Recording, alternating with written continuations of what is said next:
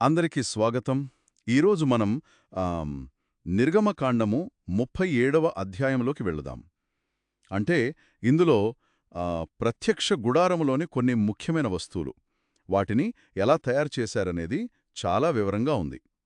అవును, మన దగ్గరున్న ఈ మూల గ్రంథాన్ని బట్టి ఆనాటి పనితనం, అంటే వాళ్ళు వాడిన వస్తువులు, వాటి ప్రత్యేకమైన డిజైన్లు, వాటి వెనక ఉన్న అసలు విషయం ఏంటో కొంచెం లోతుగా చూద్దాం. ఇది ఊరికే లిస్టులా కాదు, ఆ తయారీ వెనుక ఉన్న శ్రద్ధ, వాటి ప్రాముఖ్యత గమనించాలి. అవునవును. ఇది చాలా చాలా ఆసక్తికరమైన అధ్యాయం.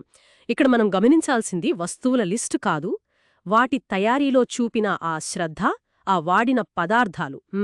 ముఖ్యంగా తుమ్మకర్ర, మేలిమి బంగారం, వాటి వెనక ఉన్న ఉద్దేశ్యం కూడా. అది ఆనాటి కళానైపుణ్యానికి, ఇంకా ఈ వస్తువులకు వాళ్ళిచ్చిన ఆ పవిత్ర స్థానానికి నిజంగా ఒక నిదర్శనం. సరే, మరి మమరిపడరామా? మొట్టమొదటగా అందరికీ తెలిసిందే, చాలా ప్రముఖమైనది మందసము, ఆర్క్ ఆఫ్ ద కవెనెంట్ అంటాం కదా. దీన్ని తుమ్మకర్రతో చేశారనుంది. కొలతలు కూడా చాలా స్పష్టంగా చెప్పారు. పొడవు 2.5 మూరలు, వెడల్పు 1.5, ఎత్తు కూడా 1.5 మూర. ఒక మూర అంటే సుమారుగా మోచేతి నుంచి మధ్యవేలి కొన వరకు కదా. సరిగ్గా చెప్పారు. అంటే దాదాపు ఓ 4 అడుగుల పొడవు పెట్టే అనుకోవచ్చు. ఆ తుమ్మకర్ర చాలా గట్టిది, మన్నికైనది, ఎడాలిలో దొరికే కలపాది. దానితో చేసిన ఈ పెట్టెకు చూడండి, లోపల బయటా కూడా స్వచ్ఛమైన బంగారు రేకులతో తాపడం చేశారు. ఓ! అంతేకాదు, పైన చుట్టూ ఒక బంగారు జవ, అంటే ఒక అంచు, బార్డర్ లాంటిదనమాటది, అమర్చారు. ఇది అందం కోసమే కాదు, ఆ నిర్మాణానికి ఒక పటిష్టత కూడా ఇస్తుంది. ఆ, మరి దీన్ని మోయడానికి కూడా ఏర్పాట్లున్నాయి కదా. ఆ 4 బంగారు ఉంగరాలను పోతపోసి పెట్టె 4 కాళ్లకు అమర్చినట్లుంది. ఇటువైపు 2, అటువైపు 2. అవును, సరిగ్గా చెప్పారు. ఆ ఉంగరాల మోతకర్రల కోసమే. ఆ మోతకర్రలు కూడా మళ్ళీ తుమ్మకర్రతోనే చేసి వాటికి కూడా బంగారు తాపడం చేశారు. ఆ కర్రలను ఈ ఉంగరాల్లో దూర్చి మందసాన్నే భుజాలపై మోసుకెళ్లేవారు. అంటే దానర్థం దాన్ని నేలమీద పెట్టకూడదు అని కూడా ఒక సూచన ఉంది. ఓహో!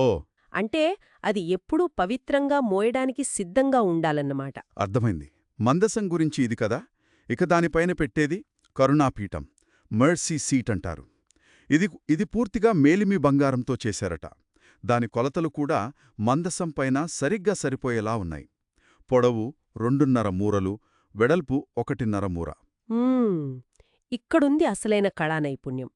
ఈ పీఠం 2 చివర్లా 2 కెరూబులు, అంటే దేవదూతల వంటి రూపాలనుకోండి, వాటిని బంగారంతోనే నకిషీ పని చేసి నిలిపారు. నకిషీ పనంటే?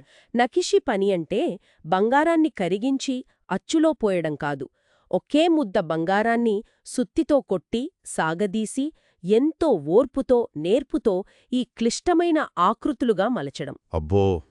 పీఠాన్ని కప్పుతున్నట్లు. అవును, కప్పుతూ. వాటి ముఖాలు ఒకదానికొకటి ఎదురుగా ఉండి ఆ పీఠం వైపే చూస్తున్నట్లున్నాయి. ఊహించుకుంటేనే భలే గంభీరంగా, పవిత్రంగా అనిపిస్తుంది కదూ. ఆ డిజైన్ వెనుక ఏమైనా ప్రత్యేక అర్థం ఉందా? ఖచ్చితంగా ఉంది. కెరూబులు అంటే దైవ సన్నిధికి, పవిత్రతకు చిహ్నాలుగా చూస్తారు. అవి పీఠాన్ని కప్పడం, దానివైపు చూడటం, ఇదంతా దేవుని కరుణకు, ఆయన నిబంధనకు కేంద్రస్థానమైన ఆ పీఠం యొక్క ప్రాముఖ్యతను, దాన్ని కాపాడుతున్న భావనను సూచిస్తుంది. ఆనాటి నమ్మకాల ప్రకారం దేవుడి కెరూబుల మధ్య నుండే మాట్లాడతాడని కూడా భావించేవారు. ఓ, అలాగా. చాలా ఆసక్తికరంగా ఉంది. సరే, ఇక గుడారంలోని మరో ముఖ్యమైన వస్తువు ఆ సంధి రొట్టెల బల్ల, టేబుల్ ఆఫ్ షోబ్రెడ్. ఇది కూడా తుమ్మకర్రతో చేసి, బంగారు రేకు తాపడం చేసి, చుట్టూ బంగారు జవ అమర్చారు.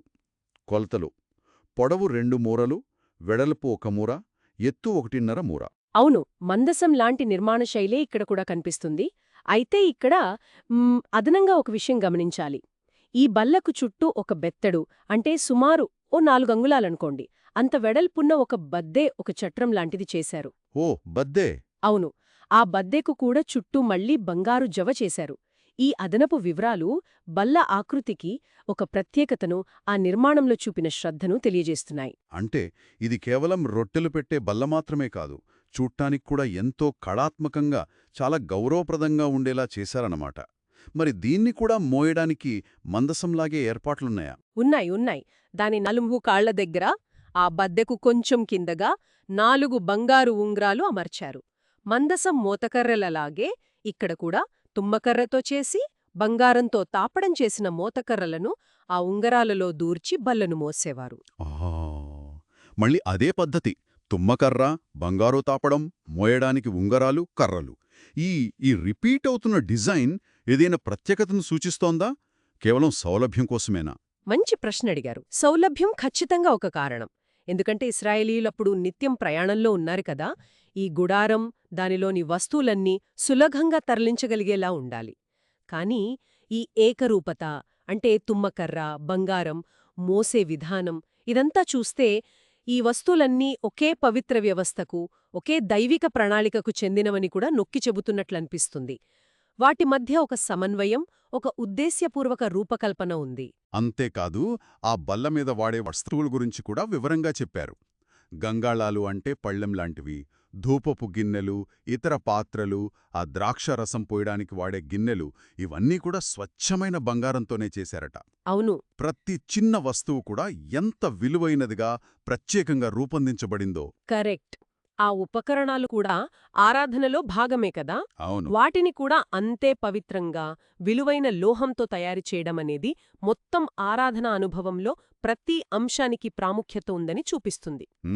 నిజమే. ఇక వెలుగునిచ్చే దీపవృక్షం, మెనోరా అంటాం కదా, దాని దగ్గరకొద్దాం. ఇది పూర్తిగా మేలిమి బంగారంతో మళ్ళీ నక్షీ పనితో చేసిందట. ఆ అంటే ఒకే ముద్ద బంగారాన్ని సుత్తితో కొట్టి ఈ అద్భుతమైన ఆకృతిలోకి తెచ్చారన్నమాట. దాని పీఠం, కాండం, కొమ్మలు, గిన్నెలు, ఆ కలశములు, మొగ్గలు, పువ్వులు అన్నీ ఒకే మొక్కగా ఉన్నాయట. వేర్వేరుగా చేసి అతికించినవి కావు. ఈ దీపవృక్షం నిర్మాణం నిజంగా ఒక అద్భుతమని చెప్పాలి. దాని మధ్యకాండం నుండి ఇరువైపులా 3 చొప్పున మొత్తం 6 కొమ్మలు బయల్దేరాయి. అవును. ఈ 6 కొమ్మలు మధ్యకాండం కలిపి మొత్తం 7 దీపాలు పెట్టడానికి వీలుగా ఉన్నాయి. 7 అనేది బైబిల్లో సంపూర్ణతకు, దైవత్వానికి సూచికగా వాడతారు కదా. ఆ అలంకరణ వివరాలు వింటుంటేనే ఆశ్చర్యంగా ఉంది. ప్రతి కొమ్మ మీద బాదం పువ్వు ఆకారంలో 3 గిన్నెలు, మొగ్గలు, పువ్వులు ఉన్నాయట. అలాగే ప్రధాన కాండం మీద కూడా అలాంటి 4 గిన్నెలు, మొగ్గలు, పువ్వులు. అవును. బాదం చెట్టు వసంతకాలంలో త్వరగా పూస్తుంది కదా. ఇది జీవానికి, నిరీక్షణకు చిహ్నంగా భావిస్తారేమో. ఇంత క్లిష్టమైన, సహజసిద్ధమైన నమూనాని బంగారంతో, అది సుత్తితో కొట్టిచేయడం ఎంత కష్టమో కదా. నిజంగా అసాధారణ నైపుణ్యమది. చాలా ఓర్పు కావాలి. పైగా ప్రతి 2 కొమ్మల కింద వాటితో కలిపి ఒకే ఒక్కగా ఉన్న మొగ్గ కూడా ఉందట. ఈ వివరాలన్నీ చూస్తే ఆ కళాకారుడి ఏకాగ్రత, పనితనం ఎంత గొప్పవో తెలుస్తుంది. ఇది కేవలం ఒక దీపం కాదు, ఇది ఒక కళాఖండం. ఈ దీపవృక్షానికి సంబంధించిన చిన్న చిన్న పనిముట్లు కూడా ఉన్నాయట. 7 ప్రమిదలు, వాటిని సరిచేసే కత్తెరలు, ఆ కత్తెరల్ని పెట్టే పళ్ళెంలాంటివి, కత్తిరించిన ఒత్తుల్ని వేసే పాత్రలు, ఇవన్నీ కూడా స్వచ్ఛమైన బంగారంతోనే చేశారట. అవునవును. మరి ఆ దీపవృక్షం, దాని ఉపకరణాలన్నిటికీ కలిపి ఎంత బంగారం వాడారో తెలుసా మీకు? మొత్తం 40 వీసెలు. 40 వీసెలా? అవును. ఒక వీసె అంటే సుమారు 1.4 నుండి 1.6 కిలోలుంటుంది. అంటే దాదాపు 56 నుంచి 64 కిలోల స్వచ్ఛమైన బంగారం. అబ్బబ్బో! కేవలం ఒక దీపవృక్షం కోసం ఎంత బంగారం ఉపయోగించారంటే దానికి ఎంత ప్రాముఖ్యత ఇచ్చారో మనం అర్థం చేసుకోవచ్చు. ఇది కేవలం వెలుగు కోసమే కాదు, ఆ దైవ సన్నిధిలో నిరంతరం వెలిగే పవిత్ర జ్యోతికి ప్రతీక. నమ్మశక్యంగా లేదు అంత బంగారమంటే. సరే, తర్వాతి వస్తువు ధూపవేదిక. ఆల్టర్ ఆఫ్ ఇన్సెన్స్ అంటారు కదా. సుగంధ ద్రవ్యాలు వేసి ధూపం వేసే పీఠమిది. ఇది మళ్ళీ తుమ్మకర్రతో చేసి చచ్చౌకు ఆకారంలో స్క్వేర్గా ఉందట. పొడువు వెడల్పు 1 మూర, ఎత్తు 2 మూరలు. దీని 4 మూలల్లో కొమ్ములు కూడా ఉన్నాయట. అవి కూడా వేదికతో ఒకే కర్రముక్కతో చేసినవే. దీనికి కూడా పైభాగం 4 పక్కలు ఆ కొమ్ములకు బంగారు రేకులతో తాపడం చేసి చుట్టూ బంగారు జవ్వ చేశారు. మీరు గమనిస్తే మందసం, బల్ల, తరువాత ఇది 3వ వస్తువు తుమ్మకర్ర, బంగారు తాపడం, బంగారు జవ్వ అనే నమూనాతో. అవునవును. ఈ వస్తువుల మధ్య ఉన్న ఈ సామ్యం యాదృచ్ఛికం కాదనే అనిపిస్తోంది. దీనిక్కూడా మోయడానికి ఏర్పాట్లున్నాయి. ఆ బంగారు జవ కింద రెండు పక్కలా రెండేసి బంగారు ఉంగరాలు, వాటిలో తుమ్మకర్రతో చేసి బంగారు తాపడం చేసిన మూతకర్రలను దూర్చి మోసేవారు. మళ్ళీ అదే పద్ధతి. కరెక్ట్. ఈ ధూపవేదికను అతి పరిశుద్ధ స్థలానికి ముందు ఆ తెర బయట ఉంచేవారు. దీనిపై ప్రతిరోజూ ఉదయం, సాయంత్రం సుగంధ ధూపం వేసేవారు. ఇది ప్రజల ప్రార్థనలు దేవునికి చేరడానికి ఒక సూచనగా భావించేవారు. అందుకే దీని నిర్మాణం కూడా అంతే శ్రద్ధగా, పవిత్రంగా చేశారు. చివరగా ఈ అధ్యాయంలో బెసలేలు అనే వ్యక్తి చేసిన మరో రెండు ముఖ్యమైన వాటి గురించి చెప్పారు. ఒకటి, ఆ యాచకులను, గుడారపు వస్తువులను పవిత్రపరచటానికి వాడే అభిషేక తైలం.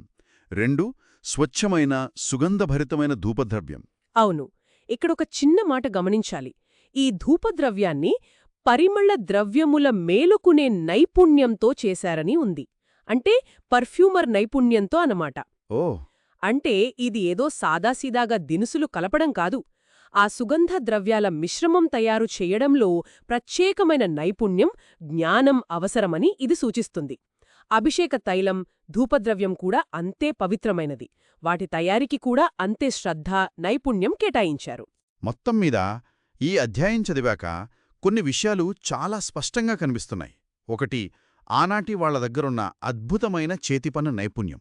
రెండు, బంగారంలాంటి అత్యంత విలువైన వస్తువులను ఇంత విరివిగా వాడటం. మూడు, మోయడానికి వీలుగా ఆ ఉంగరాలు, కర్రలు, అందానికి, పటిష్టతకు బంగారు జవులు వంటివి పదే పదే వాడటం. నాలుగు, కెరూబుల రూపాలు, దీపవృక్షంపై ఆ బాదం పువ్వుల నమూనాలు వంటి ఎంతో క్లిష్టమైన, అందమైన కళాత్మక వివరాలు. అద్భుతం. నిజమే. వీటన్నిటినీ కలిపి చూస్తే ఈ వస్తువులకు ఎంత ప్రాముఖ్యత ఇచ్చారో, ఎంత పవిత్రంగా భావించారో స్పష్టంగా తెలుస్తుంది. ఇవి కేవలం వాడుక వస్తువులు కావు. దైవారాధన కోసం, ఒక పవిత్రమైన ఉద్దేశ్యం కోసం అంకితం చేయబడిన కళాఖండాలవి. ఇంత వివరంగా, కొలతలతో సహా వర్ణించడం వల్ల ఆ గుడారపు వాతావరణాన్ని మనం కళ్లకు కట్టినట్లు ఊహించుకోవచ్చు. దేవుడిచ్చిన ఆజ్ఞలను ఎంత ఖచ్చితంగా, ఎంత శ్రద్ధగా పాటించారో కూడా ఈ వివరాలు తెలియజేస్తున్నాయి. నిజమే. ఈరోజు మనం నిర్గమకాండము 37 ఆధారంగా మందసము, కరుణాపీఠము, రొట్టెల బల్ల, దీపవృక్షము, ధూపవేదికల తయారీ వెనుక ఉన్న ఆసక్తికరమైన వివరాలను, ఆ నైపుణ్యాన్ని, వాటి ప్రాముఖ్యతను కొంచెం లోతుగా పరిశీలించాం. ముగించే ముందు ఒక ఆలోచన. ఈ మూలగ్రంథం మొత్తం బెసల్లేలు అనే వ్యక్తి దేవుని ఆదేశాలను అనుసరించి ఈ వస్తువులను ఎలా తయారు చేశాడు అనే దానిపైనే ఎక్కువ దృష్టి పెట్టింది కదా. అవును. మానవ నైపుణ్యం, దైవిక ప్రేరణ కలిసినప్పుడు ఎలాంటి అద్భుతాలు సృష్టించబడతాయో ఇది చూపిస్తుంది. అయితే ఈ నిర్మాణ వివరాలపై, ఈ వస్తు సౌందర్యంపై ఇంత శ్రద్ధ పెట్టడం వెనుకున్న అసలు ఉద్దేశ్యం ఏమై ఉంటుంది? అది కేవలం ఆనాటి ఆరాధనకే పరిమితమా? లేక మనం చేసే పనిలో చూపించే శ్రద్ధ, భక్తి, సృజనాత్మకతలకున్న విలువ గురించి ఈనాటికి మనకు ఏదైనా పాఠం నేర్పుతుందా? ఇది కొంచెం ఆలోచించాల్సిన విషయం. బైబిల్ వాక్యాన్ని సరికొత్త రీతిలో ఇద్దరు వ్యక్తుల సంభాషణగా వినాలనుకుంటున్నారా? అయితే బైబిల్ టాక్స్ హబ్ తెలుగును ఇప్పుడే సబ్స్క్రైబ్ చేసుకోండి. ప్రతిరోజు సాయంత్రం 6 గంటలకు కొత్త అధ్యాయం మీకోసం సిద్ధంగా ఉంటుంది. దేవుని కృప మీకు తోడయుండునుగాక. ఇట్లు మీ లల్లా సంజీవ్ కుమార్.